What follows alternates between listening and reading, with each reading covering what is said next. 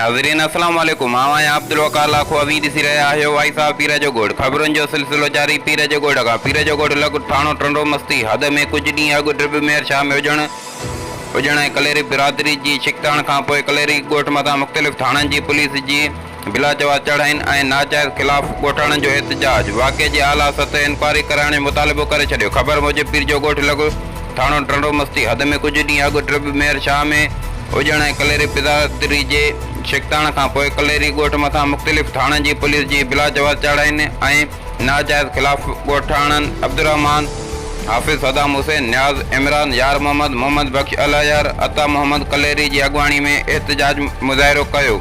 उन मौक़े ते उर्दू सिंधी मीडिया ग्रुप पीर जो गोड़ सां ॻाल्हाईंदे चयो त कुझु ॾींहं अॻु ड्रिब मेयर शाह मां असांजे बिरादरी जा माण्हू घर जो सामान वठण लाइ विया हुआ, जिते बिना वर्दी जे हुजण बिरादरी जे माण्हुनि रोके सरकारी हथियारनि सां संदन मथां करे शदीद ज़ख़्मी करे विधो, जंहिं दिलदार कलेरी पुलिस अहलकार अशरफ हुजण खां हथियार कढे उन ई हथियार सां पंहिंजो दिफ़ा कंदे फायरिंग कई, जंहिंमें हिकु पुलिस अहलकार मारिजी वियो हो ऐं 3 ज़ख़्मी थी पिया हुआ। हिननि चयो त अगराई हुजण बिरादरी कई हुई।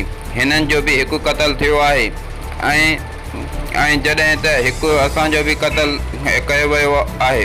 पोइ सिर्फ़ु असां कलेरी बिरादरी मथां FIR ऐं पुलिस जूं चढ़ायूं बदशोड़ ऐं घरनि मां फुरलट। आख़िर असां कलेरी बिरादरी मथां हुकूमत जो एॾो ज़ुल्म छो?